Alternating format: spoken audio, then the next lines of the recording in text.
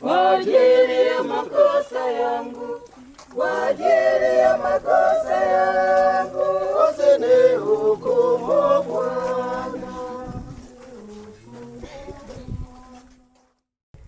Kwa jina la Baba na la Mwana na la Roho Mtakatifu. Amina. Bwana awe nanyi.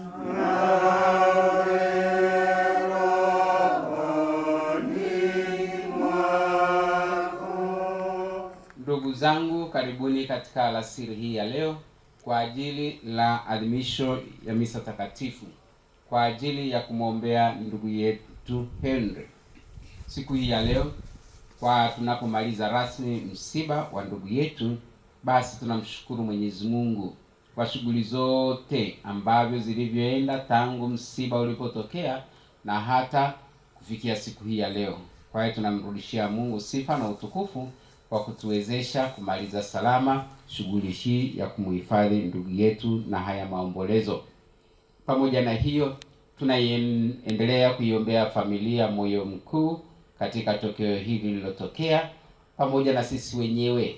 Basi tuendelee kujitayarisha ili siku yoyote Bwana atakapotuita turudi nyumbani tupate kuwa tayari. Hivyo ndugu zangu, tukiwa na nia hiyo, na tumuombee ndugu yetu aendelee kupata pumziko la milele mbinguni. Kabla ya kutolea nia zetu, tukiri dhambi zetu ili tupate kustahilishwa kuadhimisha mafumbo matakatifu. Na muungamia Mungu Mwenyezi. Nani ndugu zangu, kwani nimekosa mno kwa mawazo, kwa maneno, kwa matendo na kwa kutimiza wajibu. Nimekosa mimi, nimekosa sana. Ndiyo maana namuomba Maria mwenye heri, bikira wa daima, malaika na watakatifu wote, nanyi ndugu zangu, mniombeni kwa Bwana Mungu wetu. Mungu Mwenyezi atuhurumie, atusamehe dhambi zetu, atufikishe kwenye uzima wa milele. Amen.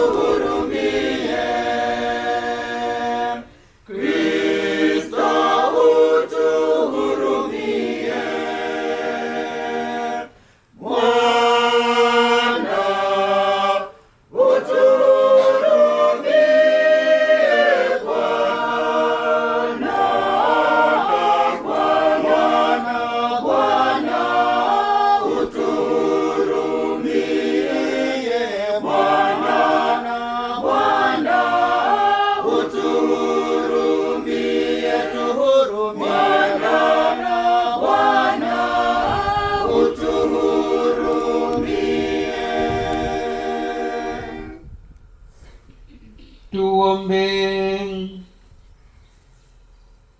Mungu Baba Mwenyezi, ulithibitisha kwa fumbo la msalaba na kututia muhuri kwa fumbo la ufufuko wa mwanao. Tunakuomba umjalie kwa uwema mtumishi wako Henry, ili aingizwe katika jamii ya wateule wako kwa njia ya Bwana wetu Yesu Kristo mwanao, anaishi na kutawala nawe katika umoja wa Roho Mtakatifu, Mungu milele na milele.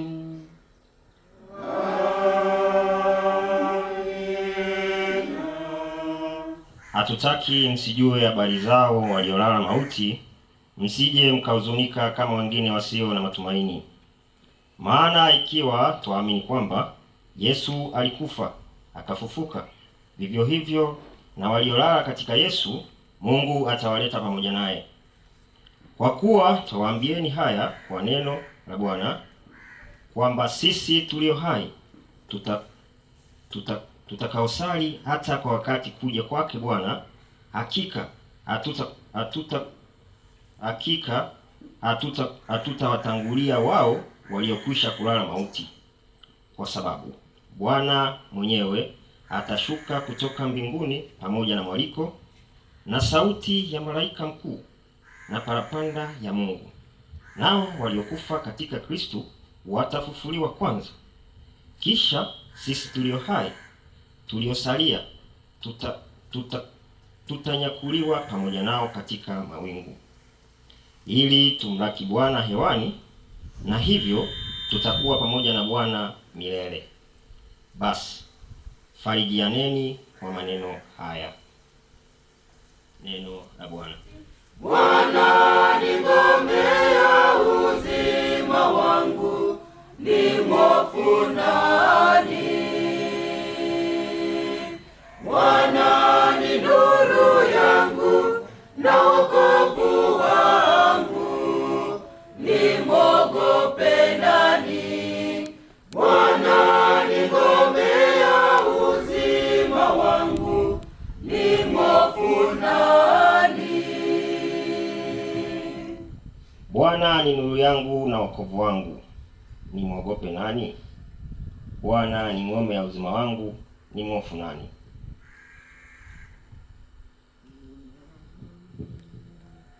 Bwana ni nuru yangu na wokovu wangu, nimwogope nani?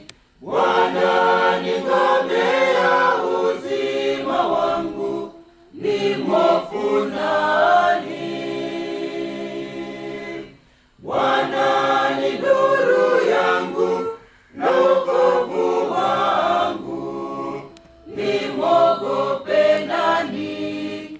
Bwana ni ngome ya uzima wangu, nimhofu nani? Neno moja nimelitaka kwa Bwana, nalo ndilo nitakalolitafuta, nikae nyumbani mwa Bwana siku zote za maisha yangu. Basi ndugu zangu, tumekutana hapa kwa ajili ya kusali, kumshukuru Mwenyezi Mungu kama tulivyosema katika nia yetu, kwa zawadi ya ndugu yetu Henry, na kwa kipindi chote ambacho tumefanya cha maombolezo, tumefanya shughuli zote, tumemaliza salama, na sasa tunamwambia tena Mungu asante, na tunaendelea kumwombea huyu ndugu yetu. Tunajua kifo cha mpendwa yoyote yule kinapotokea katika maisha yetu, katika familia, katika jamii, huwa kinaacha pengo kubwa, huleta maswali mengi. Kwa nini kimetokea sasa? Kwa nini kimekuwa cha ghafla? Kwa nini kimetokea kwa huyu? Kwa nini kimekuwa hivi? Na maswali mengi kama hayo ambayo yanakuwa hayana majibu. Lakini Mungu anajua, na Yesu mwenyewe anatufariji. Kusoma Injili ya Yohane sura ya 14 ile aya ya 13, anasema msifadhaike mioyoni mwenu, ninaenda kuwaandalia makao kwa Baba.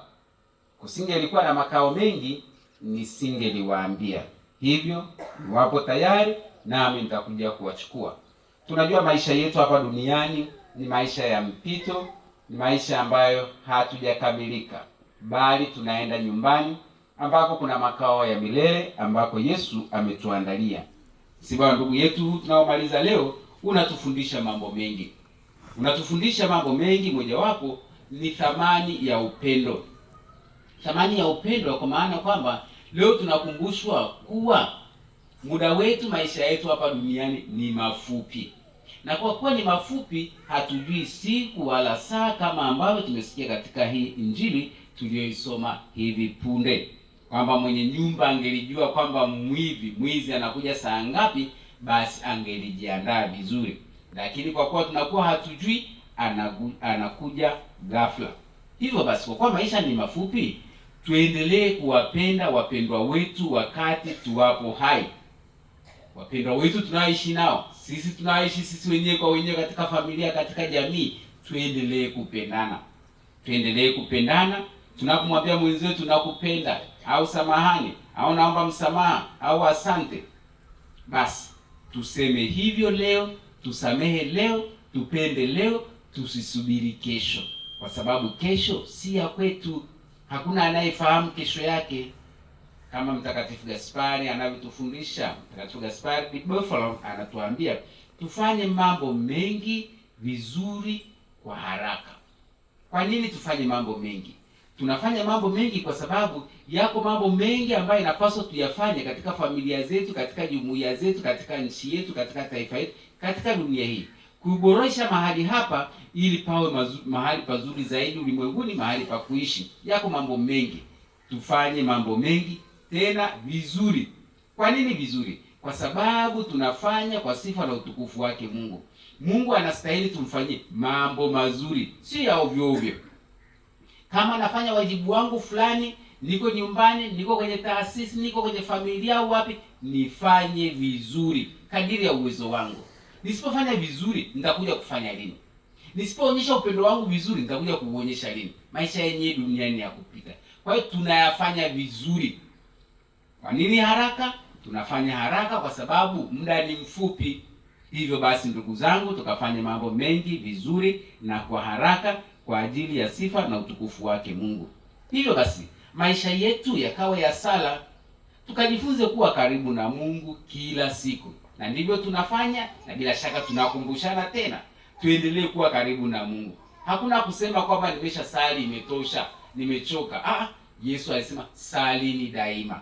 Tuwe katika hali ya upatanisho na Mungu daima. Kwaresma, kipindi cha Kwaresma kinatukumbusha, tunajaribu kuchora ramani yetu, tunaangalia tulianguka wapi, tumeanguka wapi, ni wapi tumeenda ndivyo sivyo.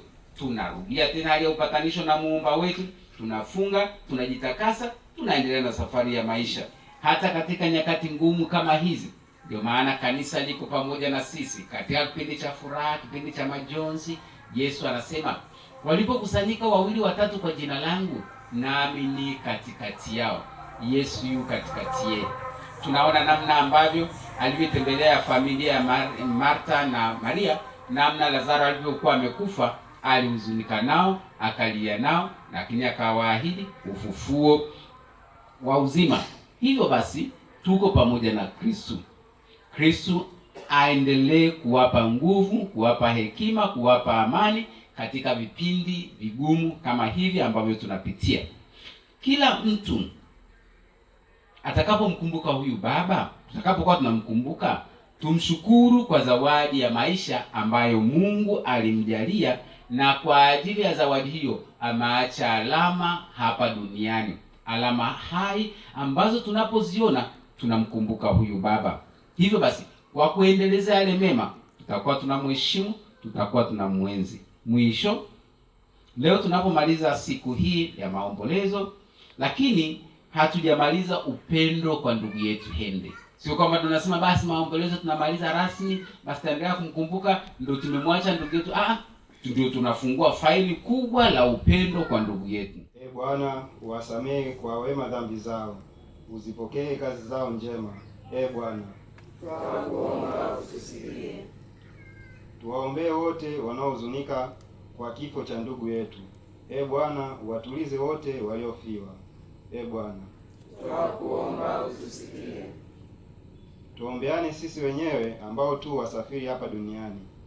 Mungu atuimarishe na kutudumisha katika utumishi wake mtakatifu.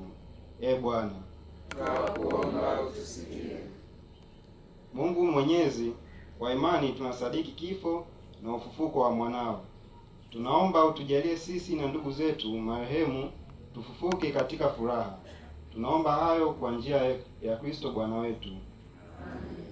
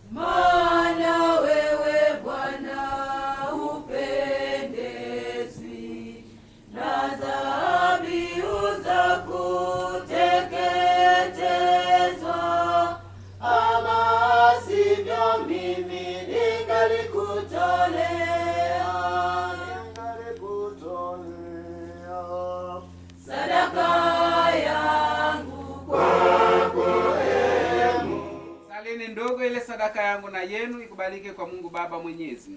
Bwana, pokea sadaka mikononi mwako kwa sifa na utukufu wa jina lake, kwa manufaa yetu sisi na ya kanisa lake lote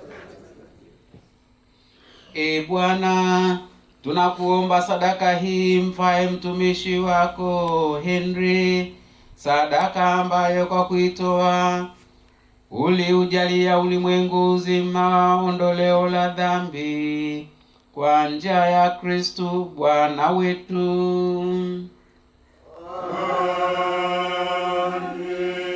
Amina.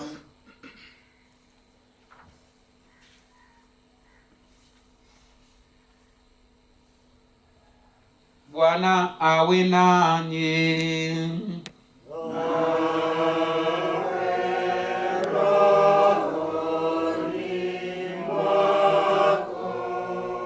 Inueni mioyo.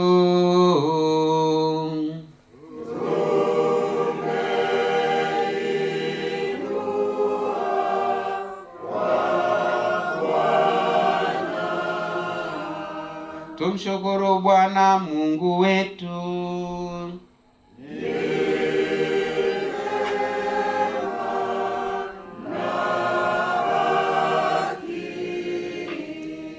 Kweli ni vema na haki, tendo la kufaa na kuleta wokovu. Tukushukuru wewe daima na popote. Bwana Baba uliye mtakatifu, Mungu mwenyezi wa milele, kwa njia ya Kristu Bwana wetu. Yeye ndiye yule mmoja aliyepokea mauti, ili sisi sote tusije tukafa, ila mmoja tu alikubali kufa, kusudi sote tupate kuishi kwa ajili yako milele. Tunakusifu tukiungama kwa furaha.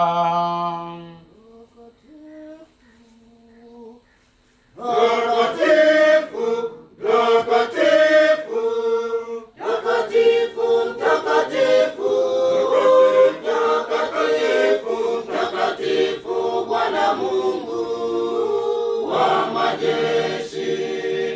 Mtakatifu, mtakatifu, mtakatifu, mtakatifu, mtakatifu, mtakatifu, Bwana Mungu wa majeshi. Mbingu na dunia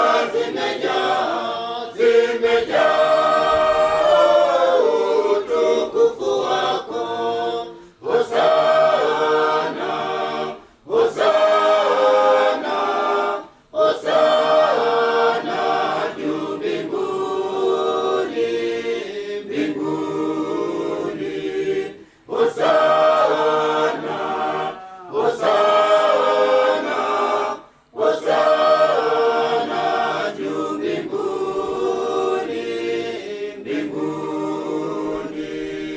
Mbarikiwa ajaye, ajaye, mbarikiwa ajaye, ajaye, ajaye kwa jina la Bwana, la Bwana, ajaye kwa jina la Bwana. Hosana, hosana, hosana, hosana, hosana, hosana, hosana, hosana, hosana, hosana, hosana, hosana. Mwili mtakatifu na chemichemi ya utakatifu wote, tunakuomba uvitakatifuze vipaji hivi kwa nguvu ya Roho wako, ili viwe kwetu mwili na damu ya Bwana wetu Yesu Kristo. Yeye alipotolewa na kuingia kwa hiari katika mateso yake, alitoa mkate, akashukuru, akaumega na akawapa wafuasi wake akisema, twaeni mle nyote, huu ndio mwili wangu utakaotolewa kwa ajili yenu.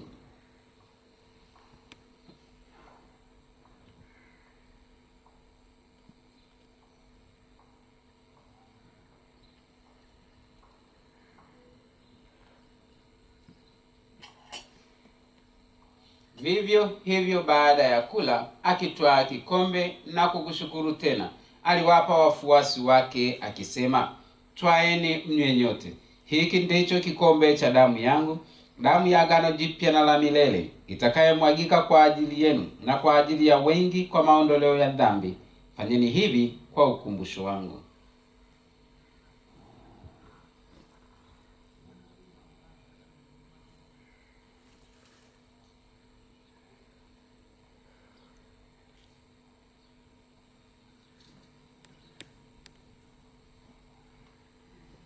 Fumbo la imani yetu. Bwana, tunatangaza, twatangaza kifo chako, Bwana, na kutukuza, twatukuza ufufuko.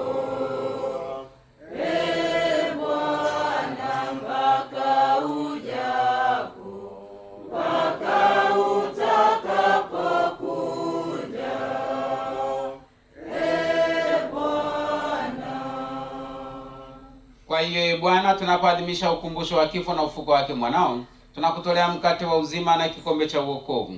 Tunakushukuru kwa kuwa umetustahilisha kusimama mbele yako na kutumikia. Pia tunakusihi kwa unyenyekevu, ili kwa kushiriki mwili na damu ya Kristo tukusanye na Roho Mtakatifu tupate kuwa jamaa moja.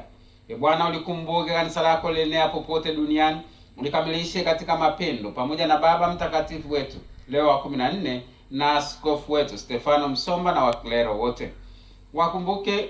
Umkumbuke mtumishi wako Henry uliyomwita kwako kutoka dunia hii. Ujalie ili yeye aliyeshirikishwa kifo cha mwanao kwa ubatizo ashiriki pia ufufuko wake. Wakumbuke pia ndugu zetu waliofariki dunia akiwa na tumaini la ufufuko, na marehemu wote waliofariki dunia katika huruma yako. Wapokee kwenye nuru ya uso wako.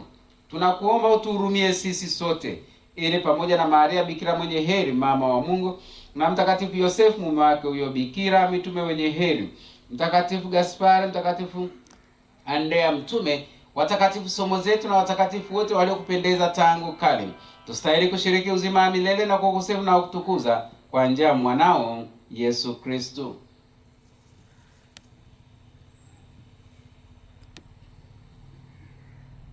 Kwa njia yake na pamoja naye na ndani yake, wewe Mungu Baba Mwenyezi, katika umoja wa Roho Mtakatifu, unapata heshima yote na utukufu milele na milele.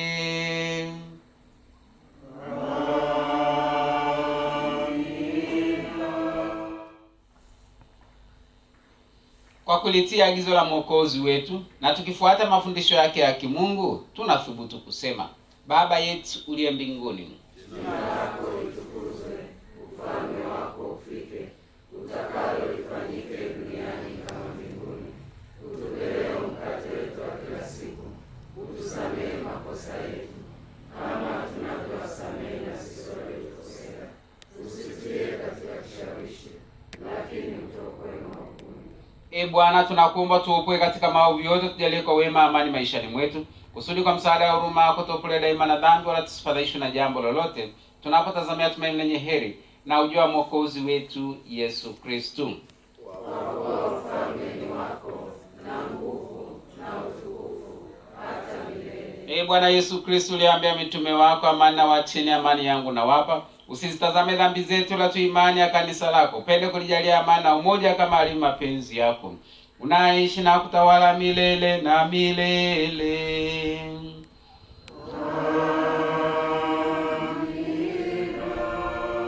Amani ya Bwana iwe daima nanyi.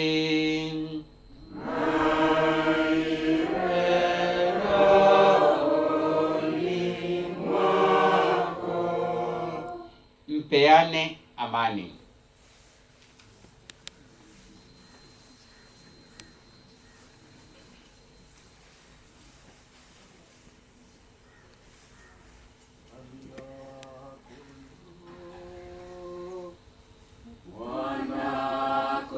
Mwana-Kondoo wa Mungu, uondoa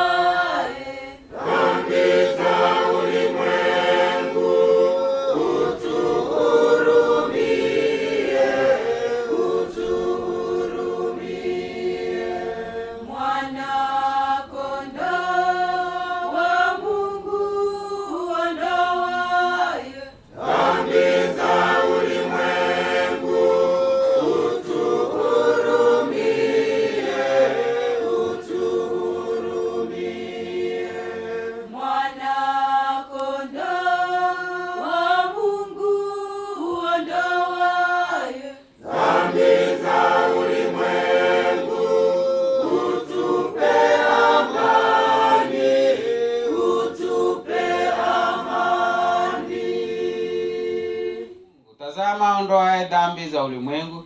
Heri yao walioalikwa kwenye karamu ya mwana kondoo. Bwana, sistahili kuja kwangu, lakini sema neno tu, na roho yangu itapona. Mwili na damu ya Kristo vitulinde tupate uzima wa milele. Amina.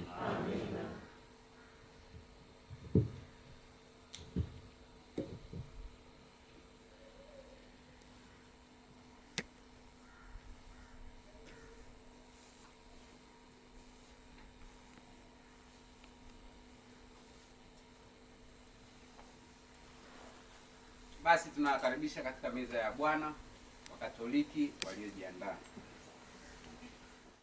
Meza ya upendo na upatanisho, meza ya heri na amani, imeandaliwa kwa ajili yetu, njoni wote tuijongee. Meza ya upendo na upatanisho, meza ya heri na amani, imeandaliwa kwa ajili yetu, njoni wote tuijongee. Kwa upendo wake Yesu, kwa upendo wake Yesu, amejitoa kuwa chakula cha uzima wetu. Mwili damu yake Yesu ni uzima wa milele. Meza ya upendo na upatanisho, meza ya heri na amani, imeandaliwa kwa ajili yetu, njoni wote tuijongee. Meza ya upendo na upatanisho, meza ya heri na amani, imeandaliwa kwa ajili yetu, njoni wote tuijongee. Ndani yake Yesu Kristo zimo heri za mbinguni. Wanayo heri, wanayo heri wanaopokea mwili damu yake Yesu, ni uzima wa milele. Meza ya upendo na upatanisho, meza ya heri na amani, imeandaliwa kwa ajili yetu, njoni wote tuijongee. Meza ya upendo na upatanisho, meza ya heri na amani, imeandaliwa kwa ajili yetu, njoni wote tuijongee.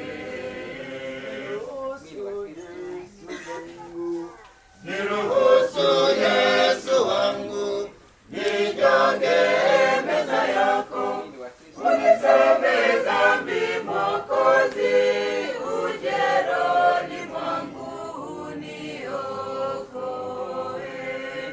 Njoo ndani yangu, nami nikae ndani yako, ili nipate amani. Tunakuomba dhabihu ya kanisa lako imfae mtumishi wako Henry. Yeye alipokea sakramenti ya huruma ya Kristu. Umjalie ili apate kuingia katika ushirika na wewe Baba pamoja na watakatifu wako, kwa njia ya Kristu Bwana wetu.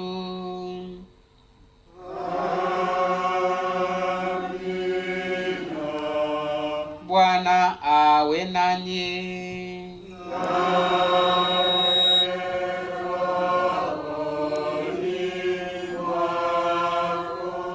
Awabariki Mungu Mwenyezi, Baba na Mwana na Roho Mtakatifu. Nendeni na amani.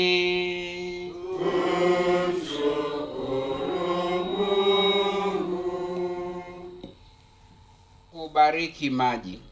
Ndugu zangu wapenzi, tumuombe kwa unyenyekevu Bwana Mungu wetu apende kuyabariki maji haya tutakayonyunyiziwa sisi kwa ukumbusho wa ubatizo wetu, naye apende kutusaidia ili tudumu waaminifu kwa Roho Mtakatifu tuliyempokea. Mungu Mwenyezi wa milele, ulitaka kwamba kwa njia ya maji yaliyo chemichemi ya uhai na chanzo cha utakaso, hata roho zetu zitakaswe na zipate zawadi ya uzima wa milele. Tunakuomba uyabariki maji haya ambayo kwa njia yake tunatamani siku hii ya leo. Bwana, utuimarishe. Ukubali chemichemi hai ya neema yako ifanywe upya ndani yetu, na tukingwe na maovu yote ya roho na mwili kwa njia yake, ili kwa mioyo safi tukujongee na tuweze kupokea wokovu wako inavyotakiwa, kwa njia ya Kristo Bwana wetu. Amen. Na sasa tunabariki chumvi. Mungu Mwenyezi, tunakuomba kwa unyenyekevu upende kubariki kiumbe hiki, yaani chumvi hii, ulioagiza kwa njia ya nabii Elisha itiwe katika maji ili kuponya utasa wa maji. Tunakuomba Bwana, ili popote atakaponyunyuziwa mchanganyiko huu wa chumvi na maji, ufukuzie mbali kila aina ya uovu wa adui, nasi ututunze kwa uwepo wa Roho wako Mtakatifu, kwa njia ya Kristo Bwana wetu. Amen.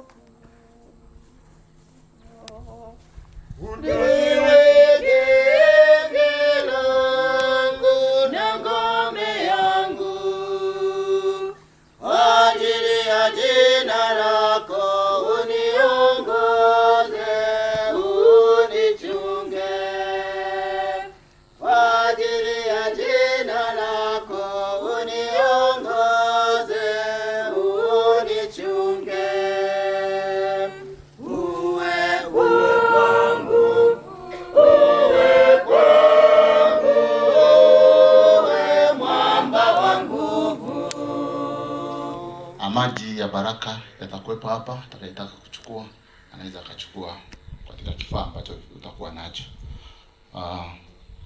Tunamshukuru Baba Padri kwa kutuendeshea ibada hii, lakini tuna neno la kutoka kwenye familia ya Omrangira Stambuli ambayo litatolewa na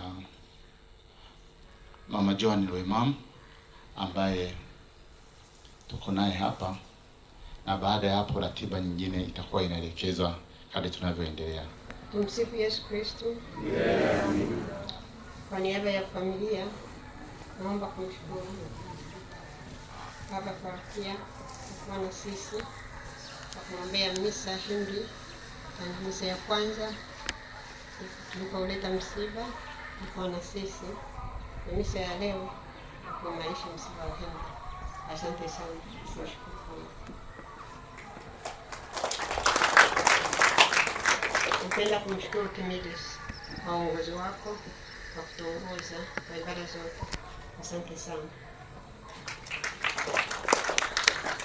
Napenda kutoa shukrani za dhati kwa rafiki yangu, ndugu yangu Agnes. Asante sana Agnes kwa kila kitu, kwa kutubeba, kwa kuibeba familia yangu. Nilipopata msiba tarehe 30, nilimpigia Agnes kwamba Henry amefariki. Agnes alinibeba tangu ya siku ile, alitubeba familia nzima. Alijaribu kila njia ya kunisaidia nikiwa kwenye ndege. Msiba wa Henry ulikuwa msiba mzito sana. Agnes alijaribu kila kitu. Ilikuwa sio rahisi, lakini mwisho hata na mnavyoona leo, siku ya leo, kila kitu hapa chote tumeguswa na Agnes. Asante sana.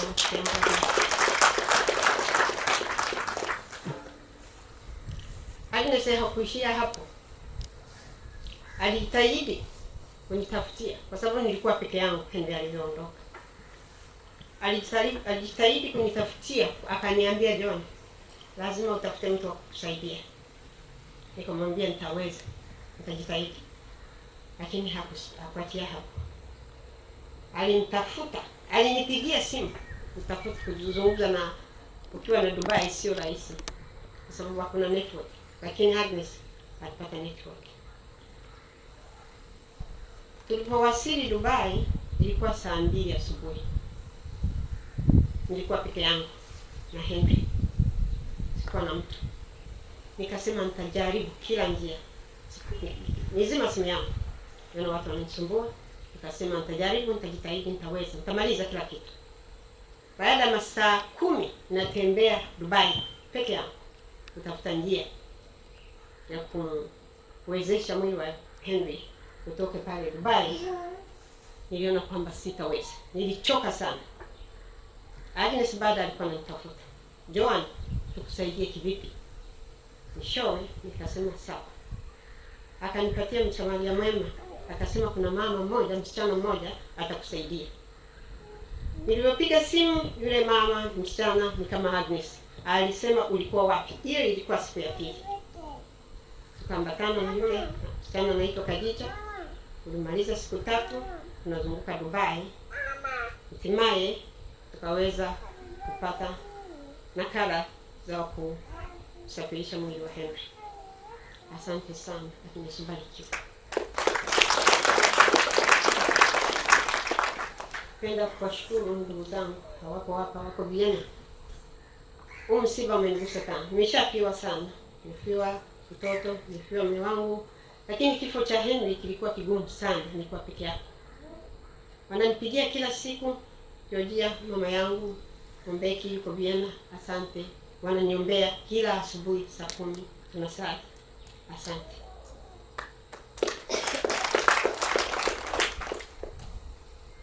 Mimi binafsi, Henry alikuwa ni mdogo wangu, rafiki yangu na ndugu yangu, mshauri wangu. Nimepoteza kweli kweli. Maisha yatakuwa magumu. Naomba sala zenu. Henry alikuja kwangu, anaendesha gari mwenyewe. Akafika nyumbani kwangu, nilikuwa napata gari la kunipeleka airport. Tukapanda gari pamoja, alikuwa mzima. Alibeba masanduku 6 bila matatizo. Tukafika airport, tukapiga story, tukapanga safari ya leo ambayo ya kuja hapa Tanzania. Henry alikuwa sio mgonjwa. Baada ya muda tukaa saa 1 airport, kila mtu tukacheki, kila mtu akaenda njia yake kwa business nyingine. Baada ya masaa kama 4 mtu alikuja kuniamsha, akaniambia amka, your brother is very ill. Nichanganyikiwa, niteremka, nikuta Henry amegalagala kwenye aya. Aliponiona aliniomba, naomba unisaidie.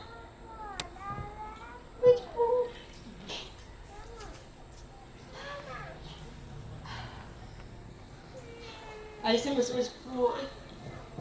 Ndio ilikuwa neno la mwisho. Nilipiga mayowe kwa ndege. Nilimwomba captain ateremshe ndege. Ndio na mpweke, niko mpweke. Baada dakika kama 40, Henry alikata roho na mwangalia.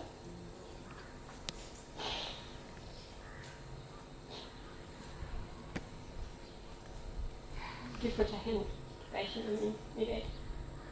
Asante sana mdogo wangu Henry. Pumzike kwa amani. Asante.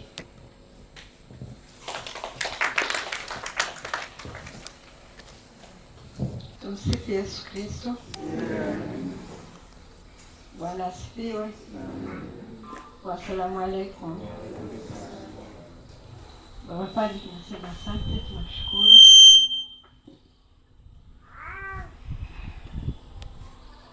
Asante sana Nasema asante kwa wote ambao mlitukimbilia tangu tulipopata msiba wa mpendwa wetu. Tunamshukuru Mungu kwa yote, kwani sisi wote ni wasafiri na inabidi msalaba au msiba huu tupokee kwa imani. Mwenyezi Mungu alituumba hapa duniani, sisi tunapita, sisi ni wasafiri. Mahali petu ni huko juu mbinguni alikotangulia shemeji yangu. Tuliishi naye kwa upendo, kwa kushirikiana. Ni pengo kubwa sana ambalo umeacha katika familia yetu. Tunamwombea Mwenyezi Mungu ampumzishe mahali pema peponi. Roho ya milele ipumzike kwa amani juu mbinguni. Amina. Mimi ninayo machache ya kuongezea.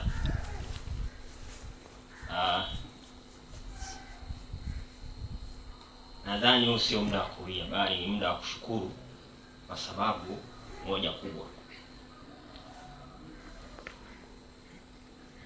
Baba mkubwa Henry, mimi kwangu ni baba mkubwa. Alikuwa ni nguzo moja ambayo alikuwa ni mtu amenyoka, na alikuwa akikwambia kitu fulani, usipofuatilia atafuatilia yeye na atakupa majibu. Ni nini cha kujifunza? Nina kaka zangu, nina dada zangu, tunayo mengi ya kujifunza tunapopewa nasaha na hawa wazee wetu ambao tunawapoteza kila kukicha. Ni nasaha ambazo tunazo sasa, tumebaki nazo, lakini huyu aliyeondoka kama kaka mkubwa tumejifunza mengi kutoka kwake. Mengi hayo ni ya kutujenga kuwa bora zaidi sisi vijana wa kuendeleza huu uzao wa Stambuli. Hivyo basi mimi sioni kama kuna haja ya kuhuzunika, bali inabidi tufurahi kwa kuwa alianzisha safari ambayo ni kubwa, na sisi inabidi tuiendeleze kwa ukubwa zaidi ya yeye alivyokuwa akitazamia. Hivyo nipende kushukuru wote mliokuja hapa. Ni upendo usio, hii ni zaidi ya upendo, ni heshima, nitaita ni heshima iliyo kubwa ambayo na sisi kama vijana tunajifunza ni namna gani tuweze kuenenda katika ile mienendo ambayo inaleta jamii pamoja na sio kuitenga. Hivyo baba mkubwa, popote ulipo, naamini anatusikiliza, na katika maombi yetu yeye ni mtakatifu wetu na mwombezi wetu mkubwa. Kwa hiyo katika maombi yetu tuliseme neno mtakatifu Henry na watakatifu wote waliotangulia. Tuna watakatifu wengi katika familia ya Stambuli. Hao ndio watu wa kwanza kutuombea sisi. Kwa hiyo katika sala zetu naomba tuliweke hili, na nashukuru sana kwa yote. Mimi ni dada yake Henry toka nitoke. Ni mdogo wangu, lakini alikuwa ni mtu ambaye alinisaidia sana kimaisha. Ilikuwa ni kimbilio langu na mshauri wangu. Tulikuwa safari moja tunakuja huku Tanzania. Mimi nilikuwa kwenye ndege nyingi. Wakati nilipopata habari za msiba wake, ametuachia majonzi sana kwenye familia. Maana yeye ndiye alikuwa kiongozi wa familia. Ukimpigia simu atakupa ushauri, ukimuuliza hiki yeye ndiye alikuwa na majibu. Kwa hiyo familia Stambuli imepata pigo kuu. Naomba Mungu amlaze mahali pema peponi. Mr. Henry akiwa anakuja Tanzania kwa mapumziko ya mwisho wa mwaka, lakini ratiba ya familia ilikuwa ni kwamba twende Katoma tukakabidhi lile bweni ambalo tulikuwa tumelijenga kama familia, ikiwa ni kumbukumbu ya wazazi wetu Mzee John Stambuli pamoja na Maylene Stina. Ulikuwa ni mjadala wa mwaka mmoja nyuma, tufanye nini kwa ajili ya kumbukumbu ya hao wazee. Mwisho wa siku tukakubaliana kwamba tuweke alama kidogo kama familia, tukajenga bweni. Waliokuwa Marekani walikuwa wanatumia mimi hela, nasimamia nikiwa hapa Dar es Salaam. Bweni tukalimkamilisha. Lakini mjadala pia ulitoka kwenye grupu la Katoma.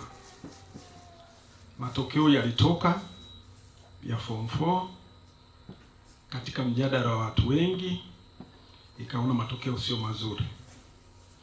Tukajiuliza tunaweza tukafanya nini na sisi katika kubadilisha yale matokeo.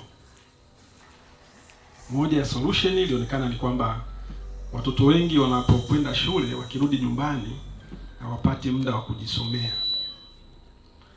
Sasa na sisi tukasema tuchangie hilo. Tukalifanya. Lakini niseme mimi kama shuhuda, majuzi tulipokwenda kufanya shughuli pale Katoma, kati ya wanafunzi 120 tulikuta ni wanafunzi 7 tu ambao wako kwenye lile bweni. Hii inaonyesha wazazi wengi, nitumie neno gani, hawana uwezo. Kwa hiyo inawezekana bweni tumelijenga ndio, lakini lilisaidie kufikia ile nia ambayo tulikuwa tunaiwaza kwa pamoja, na ambayo kimsingi alisisitiza sana. Mimi nimesimama hapa kuwaomba, najua wanakatoma ni wengi hapa au mnawafikia. Tujitahidi tuendeleze wazo la Mwalimu Henry la kuweza kufuta angalau 0 katika shule yetu ya Katoma. Ninaamini tukishirikiana tunaweza. Na si lazima uwe mwana Katoma. Mtu yoyote. Kama unataka kumuenzi kweli kwenye hili, hebu pamoja tuje pamoja tuone tunaweza tukafanya nini, tukasaidia vijana wetu. Misaada si lazima iwe ya mashirika, iwe ya watu kutoka nje. Hata sisi tunaweza tukafanya kitu. Na hiyo nahisi ndio ilikuwa vision kubwa ya kaka Henry Stambuli. Kwa hiyo nichukue nafasi hii kutoa wito kwa wale wote mtakaoguswa kwa namna moja au nyingine. Na niseme kwa sababu nilishiriki ujenzi na ujua tunaweza tukafanya kitu. Si ngumu kivile. Namkumbuka kama kaka Henry kama mtu ambaye alikuwa ni mstaarabu, mpole, mcheshi. Hatumii nguvu katika kuongea na wewe. Ni influential. Na ndio maana ile bweni tulijenga kwa miezi kutimia 6. Tulikuwa tumemaliza. Kwa hiyo kwa wale mtakaoguswa tuendelee kumwenzi. Na waomba tufanye kitu pale Katoma Sekondari, tufute angalau 0. Asanteni sana.